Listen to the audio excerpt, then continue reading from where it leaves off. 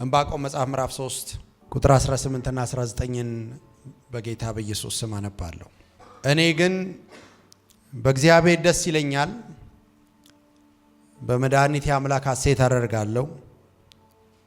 ጌታ እግዚአብሔር ኃይሌ ነው፣ እግሮቼን እንደ ዋላ እግሮች ያደርጋል፣ በከፍታዎች ላይ ያስኬደኛል። የዕንባቆም መጽሐፍ እንደምታውቁት ከመጽሐፍ ቅዱሳችን ውስጥ የክርክር መጽሐፍ ነው እና ክርክሩ በሰውና በእግዚአብሔር መካከል የተደረገ ክርክር ነው እና ሰው እግዚአብሔርን የተከራከረበት ማለት ነው። አብዛኞቻችሁ ገልጣችሁ እንደዚህ ለሰው አትናገሩትም እንጂ በጣም ብዙ ሰው ከእግዚአብሔር ጋር ክርክር አለ አይደል? እግዚአብሔርን ጋር ጥያቄ ያለው ሰው አለ።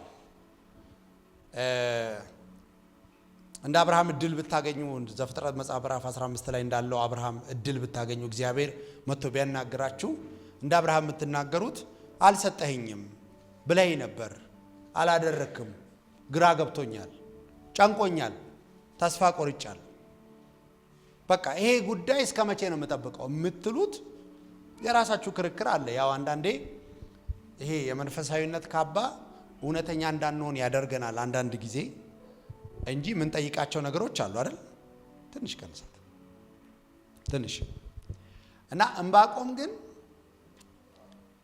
ሶስቱን ምዕራፍ ስታነቡ የክርክር መጽሐፍ። ዕንባቆም ወገቡን እስር አድርጎ ከእግዚአብሔር ጋር የተከራከረበት ማለት ነው። ክርክሩን ምዕራፍ 1 ላይ ታገኙታላችሁ። ገና ሲጀምር ከቁጥር 2 እስከ 4 ላንብላችሁ። እንደዚህ ይላል። ዕንባቆም ነው የሚናገረው። እግዚአብሔር ሆይ ለእርዳታ እየተጣራው አንተ የማትሰማው እስከ መቼ ነው? ግፍ በዛ ብዬ እየጮኩ አንተ የማታድነው እስከ መቼ ነው? እየሰማችሁት ነው? ዕንባቆም ስለምን በደል እንዳይ አደረከኝ? እንዴትስ ግፍ ሲፈጸም ትታገሳለህ? ጥፋትና ግፍ በፊቴ አለ፣ ጠብና ግጭት በስቷል። ስለዚህ ሕግ ላልቷል፣ ፍትህ ድል አይነሳም። ፍትህ ይጣመም ዘንድ ክፎች ጻድቃንን ይከባሉ የሚል ገና መጽሐፉ ሲጀምር ዕንባቆም በእግዚአብሔር ፊት ወገቡን እስር አድርጎ በእግዚአብሔር ፊት የሚያቀርበውን ክርክር ትሰማላችሁ። እየጠራሁ አይደል ወይ? ግፍ እንደበዛ እያሳየሁ አይደለው? እስከ መቼ ነው የምትታገሰው? እስከ መቼ ነው ዝም የምትለኝ? እስከ መቼ ነው ማታድነው? እንደውም ክርክሩ ሲጀምር ጦዞ ነው አይደል የሚጀምረው? ከመሬት እኮ አይደለም የሚጀምረው፣ ለስለስ ብሎ አይደለም የሚጀምረው፣ ጦዞ የጀመረ ነው። ዕንባቆም ምን ያህል ነገር እንደገነፈለበት የምታውቁት፣ የመጨረሻ ደረጃ እንደደረሰ የምታውቁት ገና ምዕራፉን ሲጀምር ዕንባቆም ማውራት ሲጀምር የጀመረው እስከ መቼ ነው ይሄ ሁሉ እየተጣራው? በነገራችን ላይ ዕንባቆም ለራሱ አይደለም የሚከራከረው፣ ለጻድቁ ነው። ዕንባቆም በሚኖርበት ዘመን ጻድቁ ግፍ እየደረሰበት ስለሆነ፣ ፍትህ አልባ ስለሆነ፣ ጻድቁ እግዚአብሔርን እየተከተለ፣ ጻድቁ እግዚአብሔርን እየፈራ፣ ጻድቁ እግዚአብሔር የሚባል አምላክ አለኝ እያለ፣ ነገር ግን ጻድቁ የተበደለበት፣ ግፍ የደረሰበት፣ ፍትህ የጎደለበት፣ ጻድቁ ወደ እግዚአብሔር ማዳን እየጮኸ እግዚአብሔር የማይመልስበት፣ እግዚአብሔር ዝም ያለበት፣ ከዚህም የተነሳ ጻድቁ ተጨንቆ የሚኖርበት ጊዜ ነው። ዕንባቆምን ስታነቡ ጻድቁ ምን ያክል ግፍ ውስጥ፣ ምን ያክል ችግር ውስጥ፣ ምን ያክል መከራ ውስጥ እንደገባ የምታነቡበት መጽሐፍ ነው። ስለዚህ ጻድቁን ወክሎ ዕንባቆም በእግዚአብሔር ፊት ይከራከራል። እስከ መቼ እንጠብቅህ እግዚአብሔር ብላችሁ አታውቁም? እስከ መቼ እንጠብቅህ? እስከ መቼ ነው ማታድነው? አትመጣም? ፍትህ እኮ ጎሏል። ጻድቁ ችግር ውስጥ ነው ያለው፣ መከራ ውስጥ ነው፣ ፈተና ውስጥ ነው፣ እያለቀሰ ነው፣ ዋጋ እየከፈለ ነው። ክፎች እያለፈላቸው ነው። ኃጢአተኞች ከጻድቁ የተሻለ ኑሮ አላቸው። እግዚአብሔርን ሳይፈሩ እያጭበረበሩ እያምታቱ ግፍ እየሰሩ ያውም ደግሞ ጻድቁ ላይ መከራ እያመጡበት ጻድቁ ላይ ችግር እያመጡበት ጻድቁ በብዙ ግፍ በብዙ መከራ በብዙ ፍትህ ማጣት እያለፈ ነው። እግዚአብሔር ሆይ እስከ መቼ ነው ዝም የምትለን ታዲያ? እስከ መቼ ነው ዝምታ? እስከ መቼ ነው ማታድነን የሚል አይነት ክርክር ነው። ክርክሩ በነገራችን ላይ ይቀጥላል። ቀጥሎ እግዚአብሔር ይናገራል። ቀጥሎ ደግሞ ዕንባቆም ያወራል። ቀጥሎ እግዚአብሔር ይናገራል።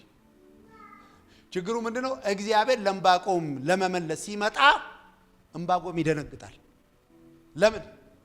በነገራችን ላይ የሆነ አንድ መዝሙር አለ አይደል?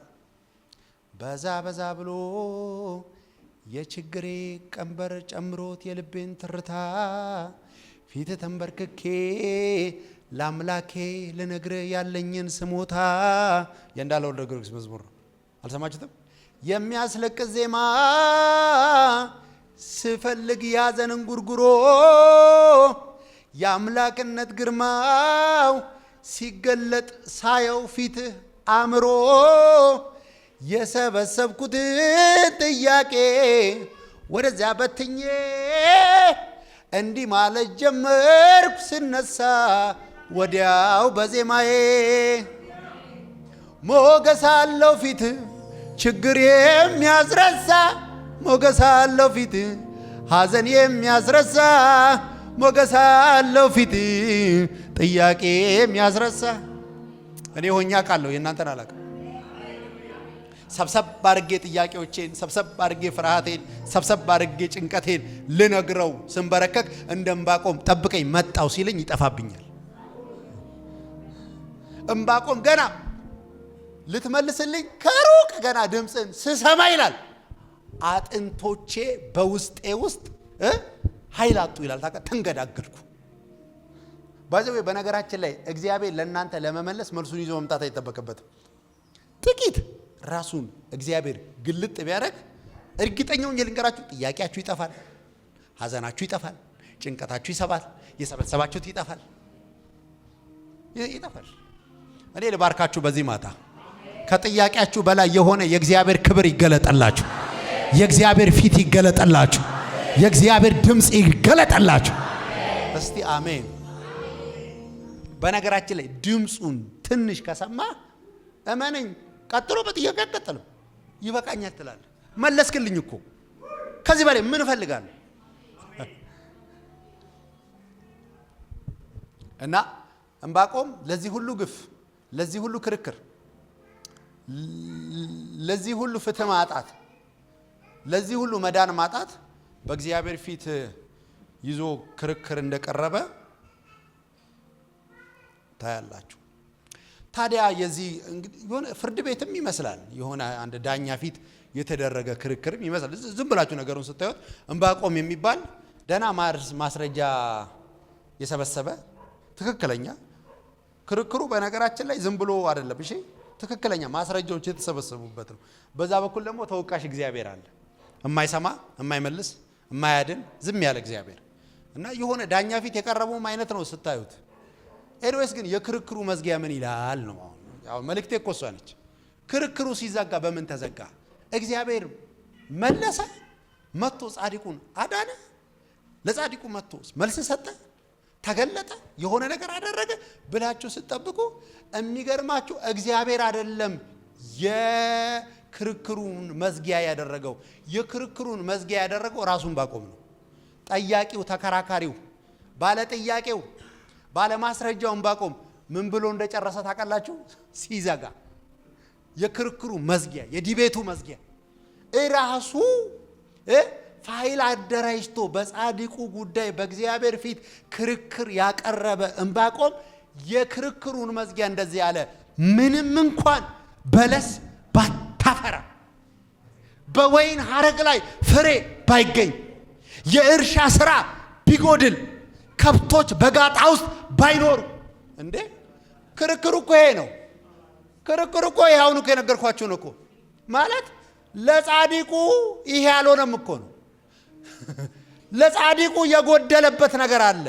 እግዚአብሔርን እየፈራ እግዚአብሔርን እየወደደ እግዚአብሔርን እየተከተለ ለጻድቁ የጎደለበት ነገር አለ። አሁን እኮ የዘረዘርኳቸው ዕንባቆም የሚዘረዝራቸው እኮ ነገሮች እኮ በጠቅላላ ካያቸው ለጻድቁ መሆን የነበረበት ግን የጎደለበት እኮ ነው። የክርክሩ መዝጊያ ግን ምን ይላል መሰለ? ባታፈራ ባይኖር ቢጎድል ባዶ ቢሆን ዕንባቆም እንደዚህ አለ፣ እኔ ግን በእግዚአብሔር ደስ ይለኛል። እስቲ አሜን። ነገር ሞልቶ አይደለም፣ ፍሬ አፍርቶ አይደለም፣ በባዶ አዎ፣ በባዶ በላችሁ። ዕንባቆም የሱ ኬዝ አይደለም፣ ስለ ጻድቁ ነው። ስለዚህ የጻድቁ ተስፋ ምንድነው? የጻድቁ ደስታ ምንድነው? የጻድቁ እረፍት ምንድነው? ጻድቁ እርፍ የሚለው በምንድነው? ከብቶች በጋጣ ሲኖሩ፣ የወይን ሐረግ ላይ ፍሬ ሲገኝ፣ የተከራከረበትን ነገር ድል ሲነሳ፣ የጠየቀው ጥያቄ ሲመለስ አይደለም። የጻድቁ ተስፋ፣ የጻድቁ ደስታ፣ የጻድቁ ሳቅ፣ የጻድቁ እረፍት እግዚአብሔር ይባላል። እስቲ አሜን። በነገራችን ላይ ዛሬ በተለያየ አይነት ጥያቄ ውስጥ ለመጣችሁ ሰዎች፣ ዛሬ በተለያየ አይነት እግዚአብሔር በዚህ ጉዳይ ብላችሁ ክርክር ይዛችሁ ፈርታችሁ ተጨንቃችሁ ግራ ገብቷችሁ የመጣችሁ ሰዎች ዛሬ ከዚህ ቤት ስትወጡ እንደ ዕንባቆም እንደዚህ ነው ብትሉት፣ ምንም እንኳን በለስ ባታፈራ፣ የወይን ሐረግ ላይ ፍሬ ባይገኝ፣ የእርሻ ስራ ቢጎድል፣ ከብቶች በጋጣ ባይኖሩ፣ እኔ ግን እስቲ አንድ ሰው ጮኪልና እኔ ግን ይላል በእግዚአብሔር ደስ ይለኛል። ሳይኖር አዎ፣ ሳይመለስ አዎ፣ ሳይመጣ አዎ፣ ጎሎ አዎ፣ ጎሎ አንተ የጻድቅ ደስታ፣ የጻድቅ እረፍት፣ የጻድቁ ሳቅ የሞላለት ነገር እንዳይመስል እጁ ላይ የገባው አይደለም። ፍሬው የተገኘው የጨበጠው የያዘው እንዳይመስል የሚቆጥረው አይደለም። የጻድቁ ደስታ ራሱ እግዚአብሔር ነው። ዛሬ ማታ በኢየሱስ ስም ደስታችሁ እሱ ይሆናል። ሰላማችሁ እሱ ይሆናል። አረ እረፍታችሁ እሱ ይሆናል። እስቲ አሜን። እንዴ በእንደዚህ አይነት ጦዞ የጀመረ ክርክር መዝጊያው ይሄ ይሆናል? ባይመለስ ሳላንተ ባይኖርስ፣ ቢጎልስ፣ ባዶ ቢሆንስ ብላችሁ ካላወቃችሁ፣ ዛሬ እንደው እችን ቢመልስልኝ ካላችሁ፣ ከሷ በላይ እሷ ብትመጣም ብትቀርም ቢሞላም ባይሞላም የተሻለ ደስታ አለ። እስቲ አሜን። ያ ደስታ ምን ይባላል መሰለ? የጻድቁ ደስታ ይባላል። ስሙኝ ወዳጆቼ፣ ስሙኝ። በጣም ብዙዎቻችሁ ዛሬ ከእግዚአብሔር ታርቃችሁ ነው ከዚህ ቤት የምትወጡት። ለዚህ ነው የዕንባቆም መጽሐፍ ዋና መልእክቷ፣ የዕንባቆም መጽሐፍ ጭማቂው ዕንባቆም መጽሐፍን አጥንቶ የመጨረሻ የሚደርሰው የመጨረሻው የዕንባቆም መልእክት ዋና ክፍል ያለችው ጻድቅ ግን በእምነት በህይወት ይኖራል የምትለዋ ነች። አይ ቲንክ ምዕራፍ 2 ላይ ያለች ቃል ነች። ጻድቅ በእምነት በህይወት አይገርም። ጻድቅ ሞልቶለት አይደለም የሚኖረው፣ ጻድቅ በእግዚአብሔር ላይ ባለው እምነት ነው የሚኖረው። ዕንባቆም ለጻድቁ መከራከርም አያስፈልገውም። ለምን? ጻድቁ ተከራክሮ አሸንፎ እጁ አስገብቶ ሞልቶለት የሆነ ነገር ጨብጦ አይደለም የሚኖረው። ጻድቅ የሚኖረው በአምላኩ ላይ ባለ እምነቱ ነው። እስቲ አሜን። ሞላል ምለው ጉዳይ ቢኖረኝ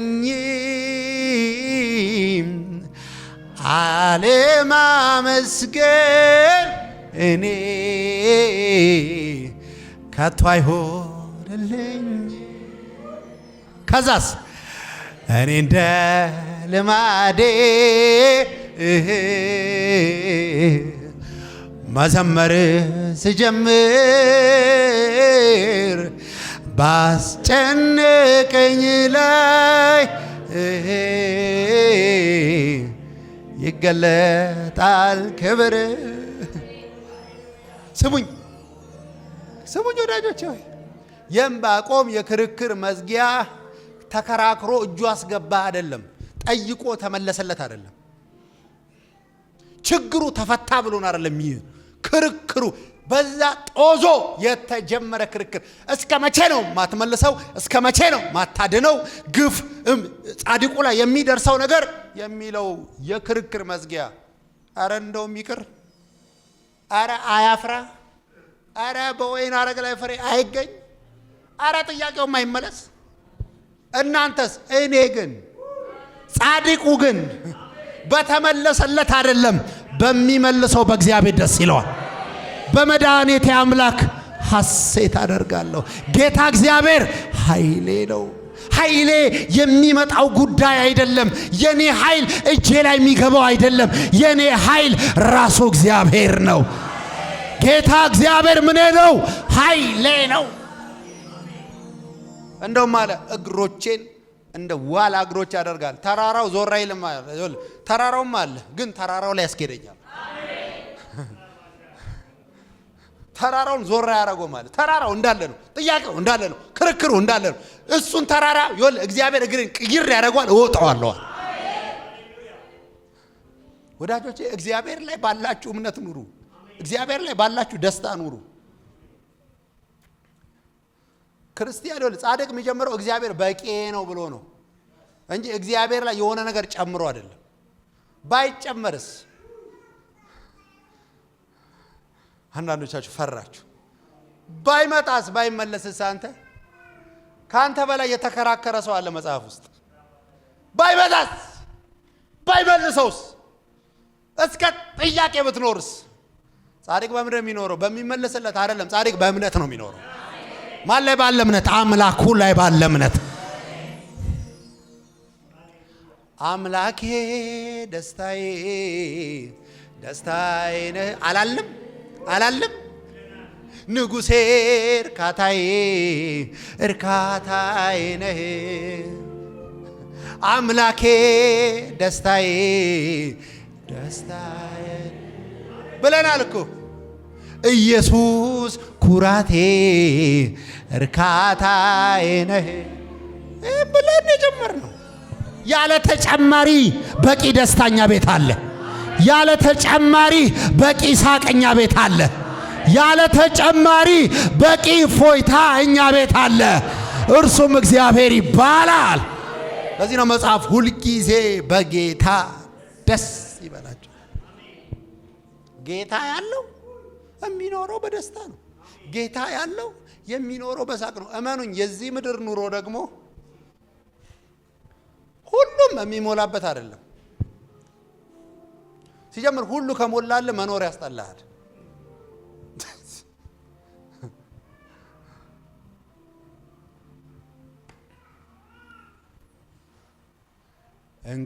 እንቆቅልሹ ችግሩም እልፍ ነው። ጌታ ያለው እርፍ ነው። እሱን ይዘን እርፍ ነው። ጌታ ያለው እርፍ ነው።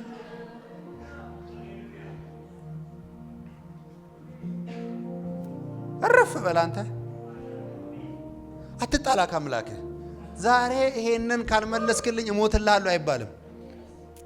ዛሬ ይሄን ካላመጣ ሞቼ እገኛለሁ የሚባል ታሪክ የለም።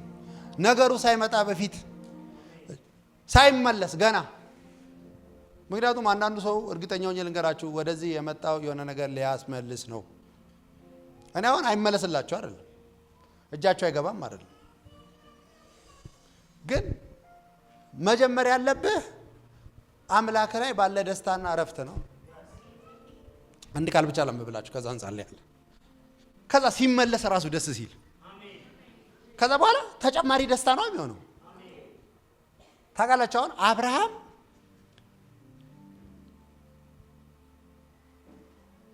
በመጣለት ይስሐቅ የሳቀው ቀድሞ በእግዚአብሔር መሳቅ ስለቻለ ነው።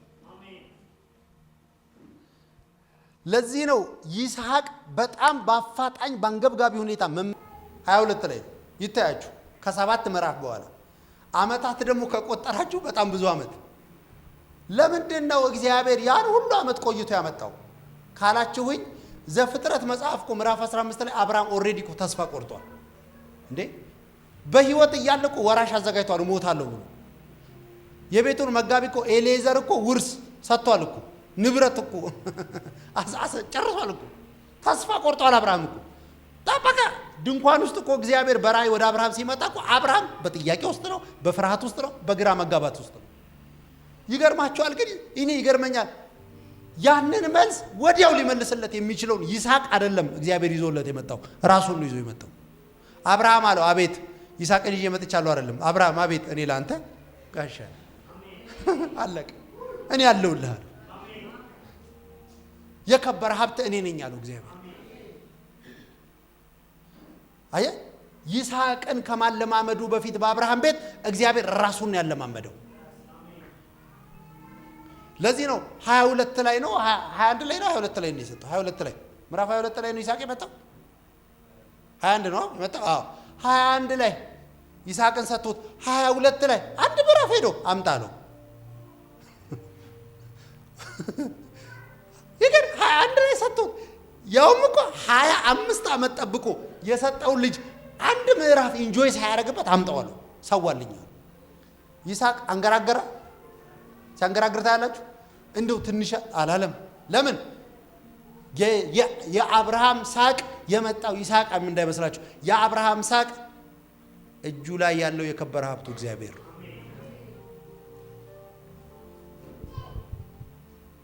በእግዚአብሔር መሳቅ የቻለ በሌላ ነገር በደንብ ነው የሚስቀው። በእግዚአብሔር ያረፈ በሌላ ነገር በደንብ ነው የሚያርፈው። የረፍታችሁን ፍሪኩዌንሲ አስተካክሉ እናንተ። የሳቃችሁን ፍሪኩዌንሲ አስተካክሉ። ይሄ ቢመጣልኝ አይልም ጻድቅ። ጻድቅ በእምነት በአምላኩ ላይ ባለ እምነቱ ነው የሚኖረው። በእግዚአብሔር ላይ ያላችሁ እምነት ሊያስቃችሁ ይገባል። በእግዚአብሔር ላይ ያላችሁ እምነት እረፍት ሊሰጣችሁ ይገባል። እግዚአብሔር አለልኝ ማለት አለብህ። አምላክ አለኝ ማለት አለብህ። የእርሻ ስራ ጎደለ፣ እግዚአብሔር አለ። ከብቶች በጋጣ የሉም፣ እግዚአብሔር አለ። ጥያቄ ብዙ ነው፣ ክርክር ብዙ ነው፣ እጅ ላይ አልገባ ብዙ ነው፣ ከሰው አንሰ እየኖርክ ነው ወንድሜ፣ እግዚአብሔር አለ። እኔ ግን በል በእግዚአብሔር ደስ ይለኛል። በሚመጣው አይደለም፣ በእግዚአብሔር ቀድሞ በመጣው ቀጥሎ ባቀው በምለው አይደለም፣ ቀድሜ ባወቅኩት በእግዚአብሔር ደስ ይለኛል። ጻድቅ በእምነት በህይወት ይኖራል። ሰው በእግዚአብሔር መኖር ካልቻለ፣ ሰው መኖሪያው እግዚአብሔር ካልሆነ ሌላ ነገር መጥቶ መኖሪያው ሊሆን አይችልም። መኖሪያ የሚለው መጽሐፍ የዘላለም አምላክ ነው። በዘላለም አምላክ መኖር ጀምር። በዘላለም አምላክ መደሰት ጀምር። በዘላለም አምላክ ማረፍ ጀምር። አጠገብ ባለ በእግዚአብሔር ደስ ይበልህ። ቀጥሎ ነው የልብን መሻት የሚሰጥህ። ሰው በእግዚአብሔር ሊደሰት ካልቻለ የልቡንም መሻት ላይ ያገኝ ይችላል። ፕሮባቢሊቲ ላይ ያገኝም ይችላል።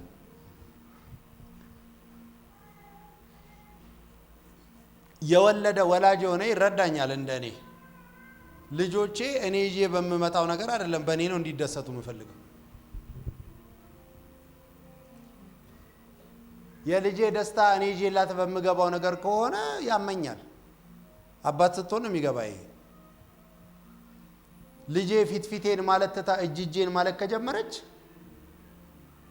አባባን መጣ ማለት ተታ አባባ ምን ይዘ መጣ ከሆነ ጥያቄዋ ሆም ብዬ ይዤ የምሄደውን ነገር እከለክላለሁ። እንዴ በእኔና በልጄ መካከል ቸኮሌት ከገባ አም ኢን ዴንጀር፣ አደጋ ላይ ነኝ። ልጄ ማለት ያለባት ቸኮሌት ኖረም አልኖረም አባዬ አንተ ካለ። የኔ ልጅ ደግሞ በጣም ነው የኔ ልጅ ባለፈው እናቷ እየነገረች ነበር። ትምህርት ቤት ሚሶቿ አስተማሪዎቿ ስብሰባ ነበር፣ የወላጅ ስብሰባ እና የኔ ልጅ ምን ትላለች መሰለህ? የኔ አባት አለች ይሄን ካላለችው አለ በቀን ውስጥ 2-3 ትለዋለች አለ። በትንሹ 2-3 ከዛ በላይ ነው ብዙ የምትለው ማለት። የኔ አባት ሀብታም ነው ትላለች። የሰማዩን እንዳይመስልህ እኔን ነው። እኔ አሁን የማይሞቀኝ ይመስላል? ወድጄ ነው ሀብታም ሆነው። ኢቭን ንግግሯ ያስገድደኛል ራሱ መታመኗ። ለዚህ አድርጉ መዝሙር 91 ላይ በእኔ ተማምኗልና ምን እለዋለሁ አስጥለዋለሁ አለ። ማይ ጋድ ያ ልዑልን ተጠግቶ የሚኖረው ሰው እግዚአብሔር እንደዚህ አለ፣ ይሄ አለ በእኔ ተማምኗል አለ፣ ስለዚህ አስጥለዋለሁ። አየህ ሲድራቅ ሚሳቅ አብደናጎም እኮ ያድነናል ብለው እሳት ውስጥ ገቡ። አድናቸዋለሁ ብሎ መጣ።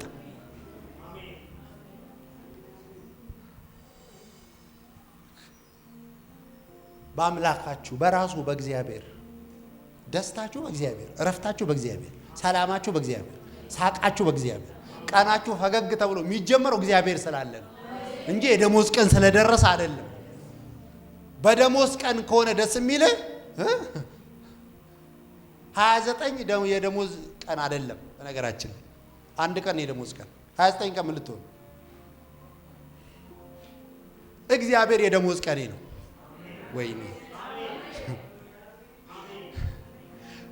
እግዚአብሔር የኔ ሎተሪ፣ እግዚአብሔር የኔ ዝውውር ሎተሪ ወጣለኝ ብዬ አፌን ሞልቼ ማወራ ወጣ አምላኬ። እኔ ግን በእግዚአብሔር ደስ ይለኛል። አጠገባቸው ያለው ሰው ነገሩት፣ እኔ ግን በእግዚአብሔር ደስ ይለኛል በሉት። በሞላው እንዳይመስል። እንደውም መጽሐፉን ባቆም የሚለው ከብቶች በጋጣ ሳይኖሩ የወይራ ስራ ጎሎ ፍሬ የለም፣ ፈውስ የለም፣ በረከት የለም፣ እጅ ላይ ገባ የለም፣ የሚቆጠር ነገር የለም። እኔ ግን አለ በእግዚአብሔር ደስ ይለኛል። በመድኃኒቴ አምላክ ሐሴት አደርጋለሁ። የመድኃኒቴ አምላክ ሐሴቴ ነው። ደስታዬ ያለው ቀመሮ ያለው ፍሪኩዌንሲው ያለው በእግዚአብሔርና በእግዚአብሔር ላይ ብቻ ነው። የዛሬው መልእክቴ አይኖቻችሁን እግዚአብሔር ላይ አድርጉ። ጻድቅ የሚኖረው እንደዚህ ነው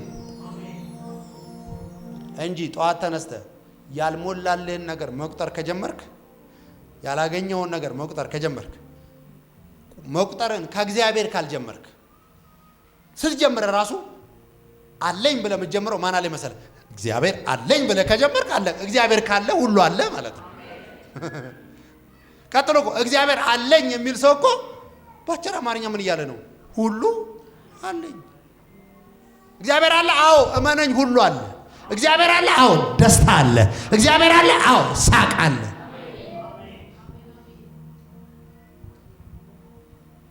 እግዚአብሔር አለልኝ አለልኝ ለኔ። ቀንጆቻችሁ እስቲ ከበር እግዚአብሔር አለልኝ፣ ከብር ከልባችሁ አለልኝ ለኔ። ሌላ ነገር እኮ የለም። እግዚአብሔር አለልኝ አለልኝ ለኔ። እግዚአብሔር አለልኝ አለልኝ ለኔ። እግዚአብሔር አለላችሁ። እግዚአብሔር አለላችሁ። እግዚአብሔር አለላችሁ። አረ እግዚአብሔር አለላችሁ። አንድ ሰው ጮና ለኔ እግዚአብሔር አለልኝ ይላል። ለኔ እግዚአብሔር አለልኝ።